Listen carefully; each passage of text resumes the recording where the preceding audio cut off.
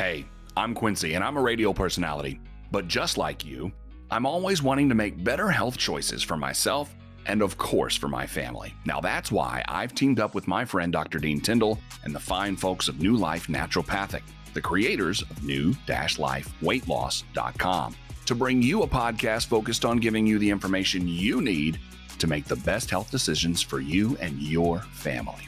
Now, that's going to be without sway from what mainstream medicine has become.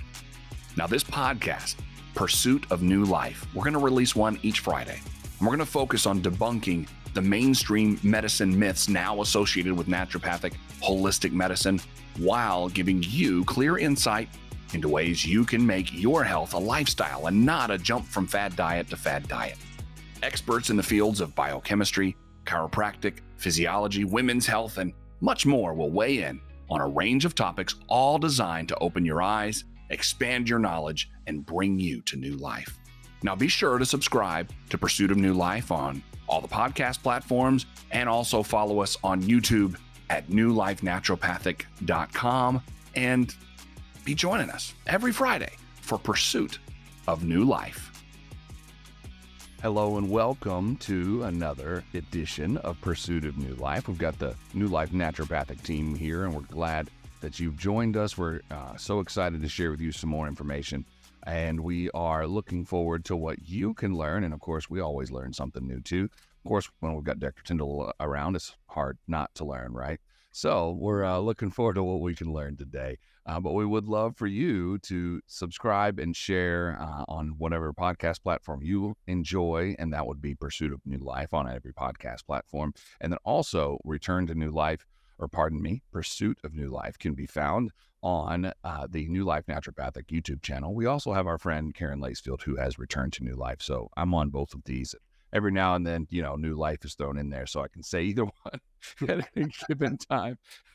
So today we are going to share with you about fibromyalgia, and I'm sure that you've seen the commercials. If you don't have it or don't know someone that has it, or someone might think they might have it, right? It's one of those that's misdiagnosed quite often. And so we're going to ask Dr. Tindall to start us off. And what is fibromyalgia from a nutritional standpoint today? Okay. Yeah. Hey, Quincy. How you doing today? I'm wonderful. You can tell I'm already, mixing things up to get started. All right. That's good. All right.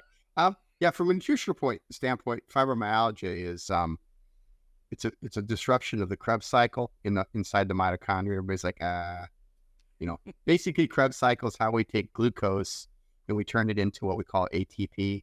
ATP is the energy. It's like taking oil and refine it into gas so that your car can drive on gas and not oil. That's what the Krebs cycle does. It's kind of a refinery. It takes glucose in and it processes it. And after it's done processing, it produces a product called ATP, in which our body uses for energy to repair, run things, just general energy. It's our gas. And so what can happen, you can have a disruption of the Krebs cycle because of nutritional deficiencies. And then what happens is, instead of going through the Krebs cycle, our energy production pathways go through one of the other cycles called the Cori cycle, or the lactic acid cycle. Well, we'll take a deeper look at those things in a little bit. So there's plenty to dive into in this episode. But one of the things, though, for me, when I first saw this as our topic that we're going to look at today, is I thought, wow, this is something I've heard people talk about. I've heard people think they have. You get something going on in your nerves and you think, oh, well, I might have it because my legs are restless and things like that. Dr. Stuber, what are some of the things that you see in your practice and what people are saying when they think they have it, and if they have it, that kind of thing? How about we start there too? Well, hey, Quincy, what I see in practice is chronic pain and exhaustion. So a lot of women in particular present with, I'm just exhausted and I went to the doctor, and they still have fibromyalgia. I mean, it's just like that. And I'm like, well, how did they determine you have fibromyalgia and not something else? And they're like, oh, well, I don't know. They just told me I had fibromyalgia. What I've practiced long enough, and so has Dr. Tindall, that I remember when people would say, have you heard about this thing called fibromyalgia? And the medical institution didn't even acknowledge its presence. And as chiropractors, we deal in chronic pain. So what we do is differentially diagnose and put our hands on people, or run the diagnostics and figure out what's causing it. Is it the exhaustion causing the pain, or the pain causing the exhaustion? So I explain to people, if you're hurting all the time, you're going to be exhausted. Fibromyalgia is a specific disorder of metabolism in the body, how your body utilizes like oxygen and fuel, food, to create energy. And what happens if that is not efficient, you have chronic pain because you're not getting the fuel into your cells. And fibromyalgia in particular manifests by certain places on the body that hurt. There's certain trigger points and things like that. So the important thing is, a lot of people too get very afraid of that diagnosis. When they say, oh, I have fibromyalgia, it's like they've just been cursed. Like, Well, it's because one, that they don't cure, they just manage, which that's pretty much what they do anyway. Manage, and what they do is they chase it. Like, oh, I have a pain here. Okay, we're going to treat that. And then pretty soon you got a pain over here, because that's just the way. And again, Dr. Shill's going to talk about it. If you don't fix the body's metabolism, you're going to just chase it all around, and it's going to change, and it flares up and goes away. And you've got to get to the cause of anything to get to the cure. And that's just how it works. Then, Dr. Tindall, let's go ahead and talk about some of these symptoms and trigger points, since Dr. Stuber brought it up. Good timing. And we'll take a look at it together, because, you can have some of these things. And like you said, the chicken before the egg scenario, kind of. Do you have exhaustion that's causing pain, or pain that's causing exhaustion? A lot of these symptoms look like other things and could be caused by other things. Yeah, so I kind of run through the list. You have pain in the muscles, pain in the bones, general fatigue, headaches. You can have dry eyes, depression, anxiety, trouble focusing, paying attention, trouble sleeping, dull ache in the belly, bladder problems, palpitations, functional bowel problems. And then you have basically, how you try to actually do the diagnosis is you have basically 18 trigger points. And I think you have to have 14 out of 18 trigger points come up as positive before you give the diagnosis of fibromyalgia. You got to remember too, when you do this stuff, like especially with you do nutritional work, we get a lot of people that come in with these types of issues. And one of the big things that we have to rule out, believe it or not, is side effects of medications, because a lot of your medications out there have these side effects too. They create some of these problems. So as you can see on this next on this next one, you can see where the kind of the symptoms are distributed out. The joint pain, of course, knees, usually it's knees, hands, fingers, stuff like that, shoulders. Yeah. The muscle pain is, most of the time with most people, the muscle pain is usually in the upper back, lower back, thighs, things like that. Now, is restless leg syndrome something that, because that's the one you heard about a lot before fibro was big, and then all of a sudden everything was fibromyalgia. Is restless leg, or what they call that, is that something you can have and it completely not be fibro, or is that a key early indicator for fibromyalgia? It can be both. So you can have the restless leg syndrome. For most people, when we see a person with just restless leg syndrome, it's usually a mineral deficiency. Minerals aren't getting into the muscles, so the muscles start to kind of become irritated and jerky. So a lot of times we'll use trace minerals. We use standard processed products. So we'll use like trace minerals, calcium, or actually a new product, or calcium, like maybe Easy Mag, and then Cataplex F, which is a nutrition that kind of drives new minerals into the muscle tissue, and that tends to get them all kind of relaxed really well, the legs wise. So as we talk about all of these different symptoms, what are some things that people are dealing with, or is it a combination of things, like you said, the certain amount of trigger points? When someone's having these, should they start to have these discussions about whether it's fibromyalgia, or what they can do to approach the other issues individually before even being concerned with what it's called? Yeah. So, we talk about prevention and things like that. There's a component. again, because fibromyalgia is pretty complicated, believe it or not, because usually it's like I said, you got a disruption of the Krebs cycle, but a lot of times it's brought Speaking of complicated, if you're watching YouTube, look at this. Now, there's Krebs You'll be tested on this in 3 days. You remember studying that stuff in school? Oh my gosh, yes. Biochemistry. Yes, I do. Sitting up late trying to remember it. Remember, yeah, fill in the spots. Yay. But yeah, so there's also a lot of times there seems to be a thyroid component of it. The big thing that happens is this is Krebs cycle. As you can see, it's a very complicated cycle. This is going on inside the mitochondria, which is basically they call the powerhouse of the cells. This is an intracellular that's going on inside the cells, and this is inside the mitochondria. So what happens is up at the top, you'll see an arrow that comes in. What should be up here should be the glucose. Improve. And so what happens, a couple things are essential to kind of kickstart to go into Krebs cycle. You have to have provate, which means that you have to have the presence of oxygen. Okay, so that's where breathing comes. That's why when you do treatment stuff, and we have it on our weight loss site, breathing techniques to get oxygen in your system and get that breathing going.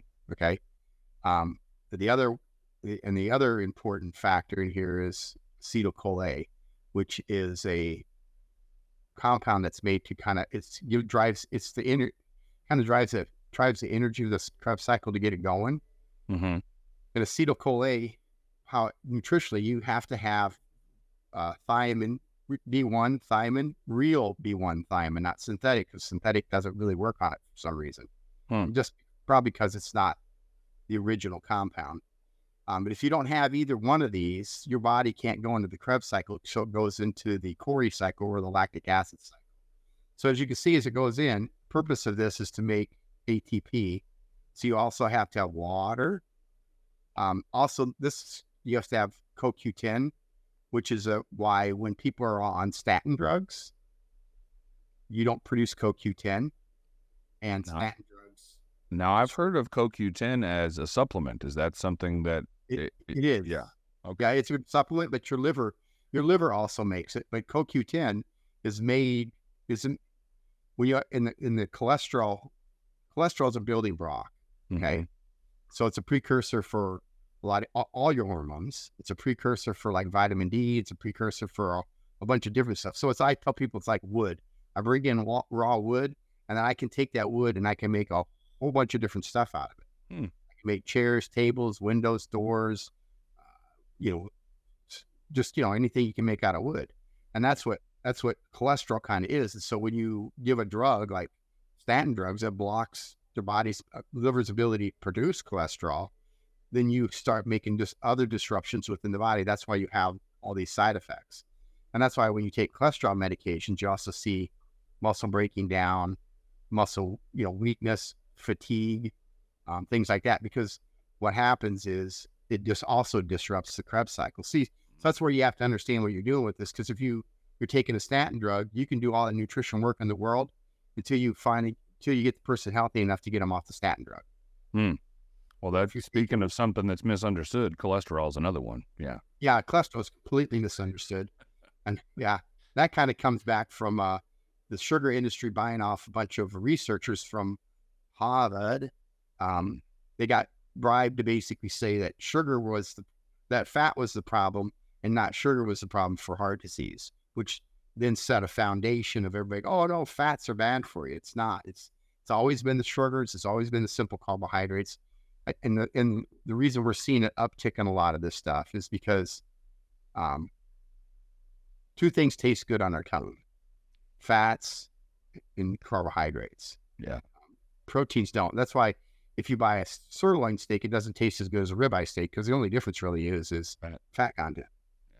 Yeah. So when you take fats out of the diet, what do people eat? Carbohydrates. And what happens when you flood this system with a bunch of glucose? Yeah, the system doesn't work.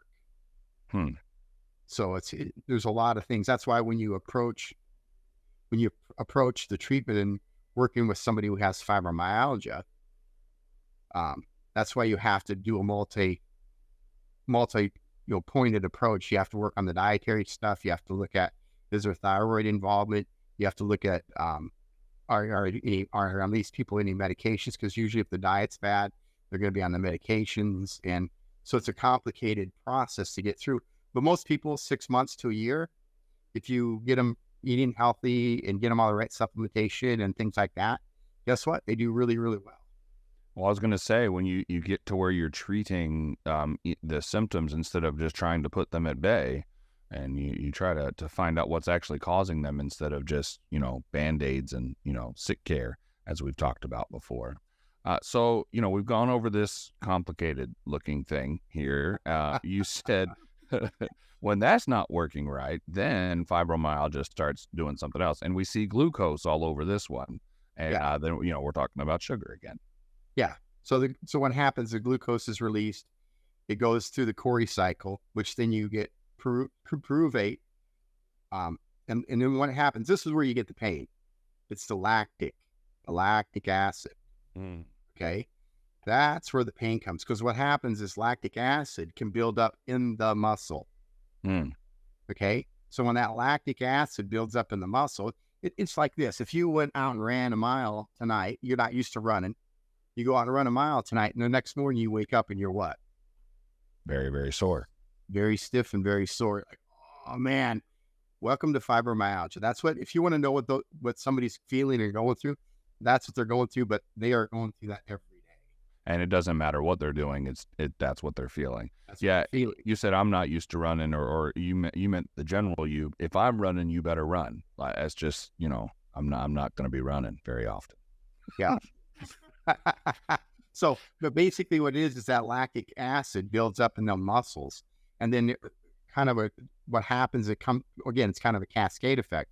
You have the lactic acid that builds up in the muscle, which causes the muscle to spasm, tighten up, which then when a muscle tightens up, it also disrupts the blood supply, because if the muscle's tight, the blood doesn't flow through it. Right. The blood doesn't flow through it, then you build up more toxins in that tissue, which causes the muscle to be even more sore. And so that's why you develop these really specific trigger points within the muscles in these different areas of the body.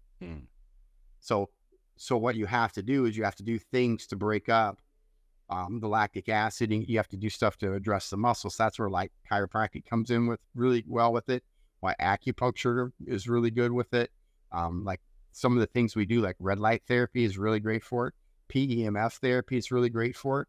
Because what you're doing is you're trying to restore blood flow, release muscles, restore normal motion and function, because when the muscles are tight, it jams up the spine doesn't move. Like I said, it just becomes you get basically in the cycle and you stay there.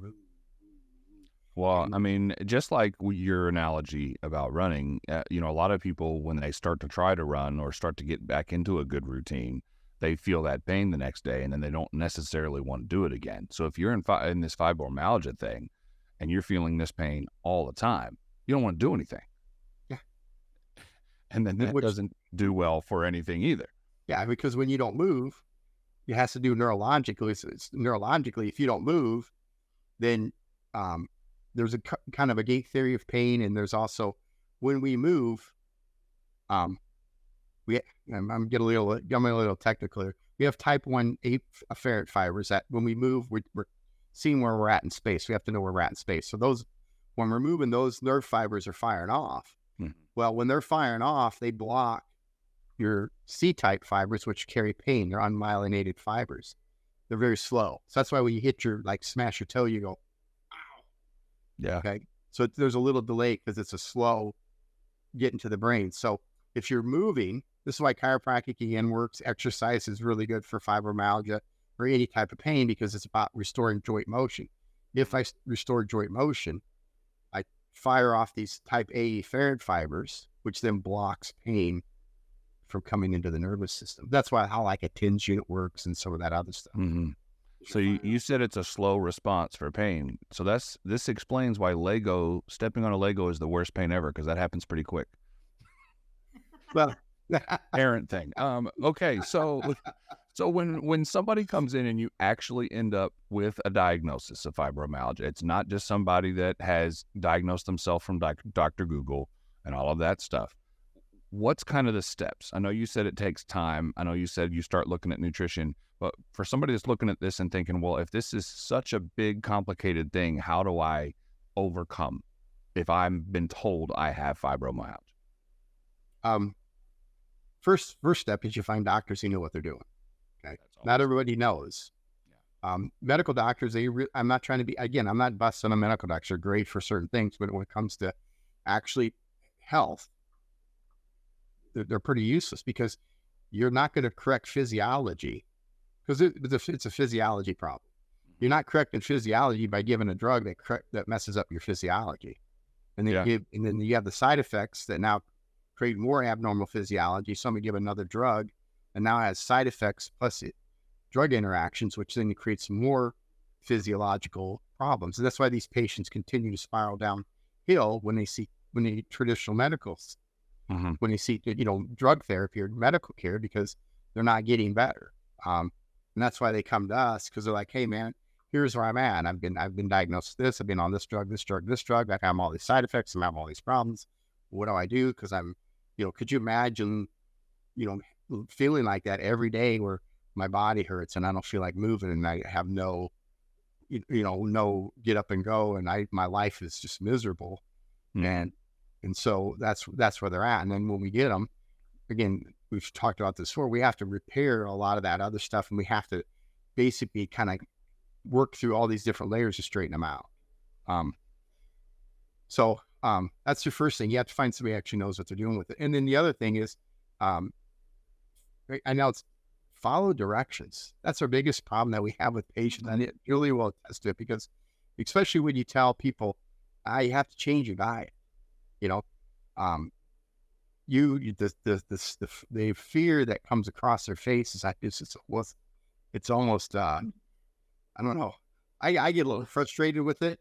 Well, yeah, the fear of making those changes is it is because they don't do it. A lot of times we don't do it a lot of times because the fear of making those changes, oh no, you're taking away this or that from my diet or from my lifestyle. It is more than the fear of I have this thing. Yeah. And the other problem that you have too is when they're not successful, then they're back. Well, why didn't you help me? Why didn't you help me? I'm like, are you working on your diet? You're changing this stuff? You following my advice? Well, no, because I don't want to do that. And I'm like, and so here is just, I know everybody's heard this saying, you can ignore reality, but you can't ignore the consequences from ignoring reality. Right. So the reality is that because the only purpose for food is to get nutrition from it so our bodies can run, repair, and heal themselves. That is it. It's not for pleasure. It's not for all this other stuff. We understand that pleasure has to be there. So that's why when we put our eating program together, the New Life Weight Loss, all the meals are very tasty. People love the meals. We have a guy that I'm working with, stage 4 kidney failure. We have 4 different programs, and I told him, I said, you get a choice between 2, vegetarian and vegan, because we got to get his, proteins down and stuff off the kidneys. And he was like, he was about ready to cry. Oh, I got to go vegetarian. So anyhow, after the first month, he lost 22 pounds, and he came in, he was like raving. He may go, I love food. He goes, I can't believe that I would love vegetarian food. But he goes, I said, well, that's why we did the program the way we did. So that way, if you like the food, guess what? It's easier to stick to it. Yeah. That's what our friend Karen, when we talk about food that people just eat because it's popular or because it tastes good, usually that's stupid food. You have to eat real food that actually has the intelligence to keep you alive. And so stay away from stupid food when it comes. You are learning from Karen, aren't you? I'm learning. Hey, I have the benefit of learning from both of you, and I love it. So as we're talking about this, Dr. Stuber, there's still people probably sitting here thinking, well, you just don't know how bad it is for me. You just don't. My one indulgence is what gets me through this X, Y, and Z. What's some advice you can give the people that are sitting there on the fence of wanting to make these changes that can actually change their life for the better, to get rid of some of that stuff and get over fibromyalgia, even though the medical community will say they can't ever get over it? Well, first of all, as I said earlier, no disease is a curse. I just don't believe that. We don't practice that way. When you get to the cause of the problem, when you study the physiology and the biochemistry as we do, and we analyze things, things don't have to be a curse. So obviously the first thing I do, I don't have fibromyalgia. So no, of course I can't understand the pain, but I have had pain associated with exercise, certain kinds of exercise especially. So I can understand the quality of the pain, but I don't understand the consistency of the pain. But it's really simple. You don't have to own the disease. It can be helped. A lot of times it'll go away, but you cannot have it both ways. You either have to make the changes and do what it takes, or live like you're living. That's just how it is. And you don't, well, that's why I just tell them, like, that disease, you don't have to own it. Don't even tell me, like, oh, well, I'm just that way. The doctor said such and such. I'm like, well, even you have to try. You have to overcome your fear of change. And a lot of people, I've said this before, they don't even understand how good they can feel. They're so programmed into, oh, the medical doctor gave me this diagnosis. I have this, I'm taking this medicine, and that's just how it is. And they want to make mild little changes, or they come here and want us to just fix it. And we can't. All we can do is educate you and give you the tools that you need in order to do what you need to do so your body can heal. We are simply a sounding board and an educational service. And it gets very frustrating sometimes. Like, look, if you're not going to commit and do what you're supposed to do, don't even start. Just don't even come here, because you're wasting your time. You're wasting my time. We're here to help people. So, and once you've practiced for 30 plus years, the conversations don't take a long time. And they just don't. It's like, here it is. Here's how it is. Do it or don't. Well, and it all comes down to, like we've said, it's about balance, and it's about choices. And this is no different. If you can make the choice and you can make the balance work of doing the steps, then you can overcome this, as you can overcome a lot of the things we've talked about over the last several weeks. Well, Dr. Tindall, as we wrap up this episode on a very complicated issue, but you broke it down pretty well with the analogy, again, using cars, gas and oil earlier. What's some of the last things you want to leave people with about fibromyalgia and how they can overcome it? Yeah. So it is, it's not a death sentence. And like Julie says, you don't have to own it. It's not who you are. It's what you're kind of suffering from at this moment in time. And if you want to change that, then you have people like like ourselves that study this stuff. And, a lot of doctors that I know that we go to these classes and stuff all the time. There's hundreds of people in the room studying this stuff to help the population. The thing it is that you're ultimately, what it comes down to with anything that we do, naturopathic, anything, is that you have to take responsibility for your health. What do you want for your health? I tell patients all the time, especially my diabetics, I say, look, is that cookie worth your big toe? Yeah. For me, it's not. It is, and for me is having the bread, the cake, the cookies, the candies, the pasta, the sugar, the Starbucks laden sugared Starbucks stuff, or the coffees and all this stuff. Is that worth me being sick? Is that worth me having pain? Is that worth me not living the life that I don't want to live? Because, there's things that I want to do in my life still, and I want to be able to be physically, mentally capable of doing those things. Just kind of on a real quick note here, one of my staff, she won't care. Cheryl, we love her. Yes, we do. She started as a naturopathic patient 2 years ago. She listened to what we had to say, took her supplements, got on our eating program, the naturopathic eating, New Life, weight loss program. After 6 months, she lost a bunch of weight, had a ton of energy, and after that, she started bothering me. Hey, I need something to do. 75, by the way. I need something to do. Can I get a part-time job here? I'm like, I don't know if she can handle it, because we're a busy practice. Yeah. And she's, oh no, I think I can. So basically we have my front desk is Kelly, and then Cheryl. And basically Cheryl's the one who takes the patients up back to the therapy, takes them back to the room. So she's moving all day long. 75 years old. So guess what? She gets it. And changed her life. She's she's active. She's active in her church. She's active in the community. She's active here at the office. She's not sitting around, feeling miserable, feeling tough. But she's out living her life, and that's what I try to explain to people, that this is what we're all about, and this is what we want for you. Well, and it shows that it's never too late to make the changes that can make you feel better as well, and pursue new life. Yeah, there you go. Yeah. Yeah. All right. How about that for the end of an episode? All right, folks. So fibromyalgia is not the end of anything. Don't let the medical doctors tell you that it can't be overcome, because it can. Make sure you check out newlifenaturopathic.com. And if you've been watching on YouTube, you've seen that you can also email questions to contact newlifenaturopathic@gmail.com. So if you're thinking there that, hey, I'm not in Elizabethtown, Kentucky, how do I get a hold of these people that seem to know what they're talking about? Well, you can find online at newlifenaturopathic.com, and you can also email us as contact newlifenaturopathic at gmail.com. And then also, of course, the program that we've been telling you about that can change your life, the nutrition program, that is new-lifeweightloss.com. And that is a lifestyle change, not just about weight loss, as we've discussed before, but that's a way that people will find it, new-lifeweightloss.com. So we encourage you to check that out.